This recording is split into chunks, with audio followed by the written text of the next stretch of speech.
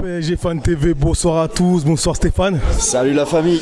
On est qu'à la deuxième journée de Ligue 1 Conforama, j'allais dire, de Ligue des Champions. Oui, c'est pas et j'ai l'impression que le Paris Saint-Germain conforte sa première place.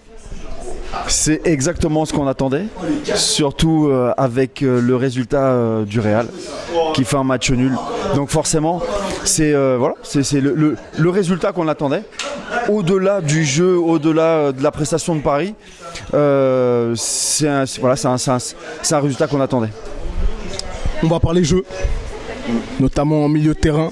Ouais. On est obligé, c'est peut-être la troisième fois de la saison qu'ils sont reconduits. Donc les trois mousquetaires. C'est ça, exactement. Donc Gana, Marco et Marquinhos. Je ne connaissais pas son prénom. Que peux-tu dire sur ce milieu de terrain? Je pense que c'est le milieu de terrain du Paris Saint-Germain. Ça y est, c'est fait, c'est là. J'ai ma stat encore qui revient et que je n'arrêterai pas de la dire tant que ce sera fait à chaque fois comme ça. C'est que Gana est sur le terrain, il y a clean sheet. Voilà.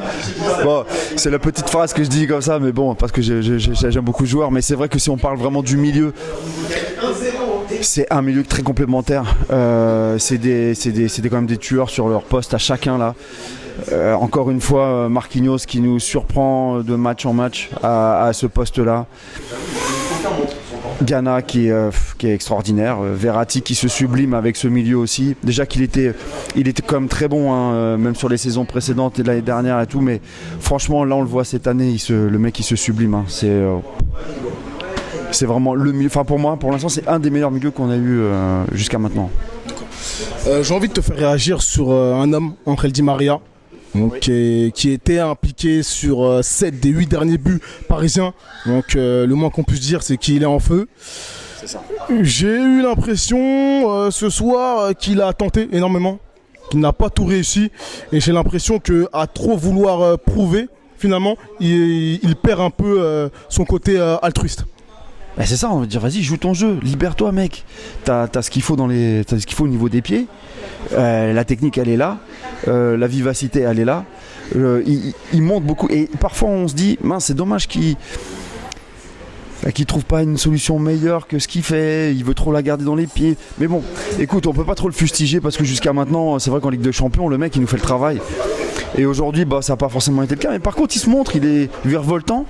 Bon, voilà, maintenant, on a envie de lui dire, vas-y, essaye de. Enfin, je sais pas, soit là, mais bon. En fait, je te pose cette question parce que j'aimerais appuyer sur le côté collectif du Paris Saint-Germain. J'ai l'impression qu'à chaque fois qu'il y a une individualité qui veut ressortir de ce collectif, ça marche pas forcément. Et ce soir, à l'instar du but qu'on a mis, voilà, il faut mettre l'individualité de côté ou l'individualisme de côté et voilà, et prôner ce collectif. Ouais, franchement je suis d'accord avec toi, je te suis. De toute façon on le dit très régulièrement sur cette chaîne, que ce soit n'importe qui d'entre nous qui est interviewé, on dit que le collectif primera d'abord. C'est clair que de garder le ballon dans les pieds, ça ne fait pas accélérer le jeu, ça ne fait pas accélérer le ballon. On dit toujours au foot, n'importe quel entraîneur dira que de toute façon le ballon ira plus vite qu'un joueur. C'est-à-dire une passe, le fait de faire une passe, ça va faire accélérer un jeu, ça peut faire déstabiliser une défense, ça peut tuer justement des lignes, ça peut casser des lignes. Donc forcément, c'est ce qu'on attend, à l'instar de ce qu'on a vu contre le Real. Qu'est-ce qui a été mis en avant avec le Real? C'est le collectif, et on a vu un collectif.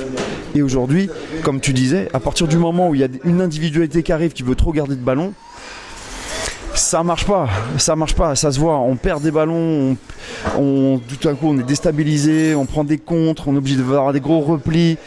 Limite, tu vois, on a pris beaucoup de cartons jaunes aujourd'hui encore une fois parce que justement on a une perte de balles, c'est dangereux.